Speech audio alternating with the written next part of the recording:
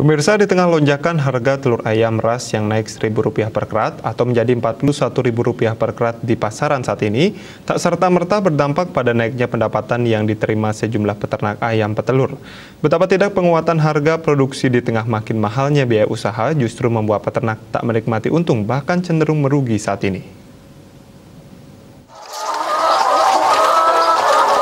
Salah seorang peternak ayam petelur Dharma Susila di Desa Buruan Tabanan mengungkapkan, lonjakan harga telur dipicu karena jumlah produksi telur di tingkat peternak yang memang sudah menurun saat ini.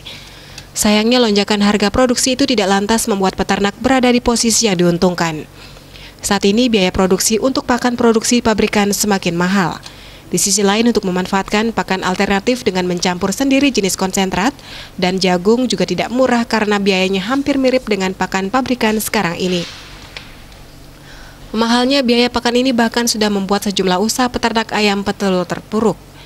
Ketika sejumlah peternak ini melakukan afkir pada ternak produksinya, namun peternak tersebut tidak mampu untuk meregenerasi atau kembali melakukan isian kandang seperti sebelumnya, karena tidak bisa membeli ayam dewasa atau tidak mampu membeli DOC, karena biaya besar tersedot untuk membeli pakan yang cenderung mahal saat ini.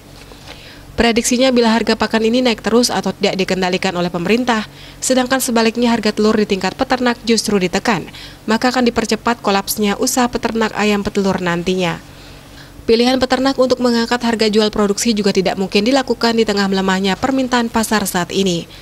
Bercermin dari itu, apabila tidak ada upaya penanganan dari pemerintah, khususnya mengendalikan biaya produksi, maka berpotensi akan menjadi seleksi alam atas keberadaan jumlah peternak ayam petelur nantinya. Peternak yang tidak kuat menanggung biaya produksi akan bangkrut, sedangkan peternak yang masih bisa menyiasati cash flow akan mampu bertahan. Ketika jumlah peternak menyusut, maka produksi yang ada tidak mungkin bisa memenuhi kebutuhan nasional dan akhirnya dilakukan impor telur. Bisnis Bali melaporkan.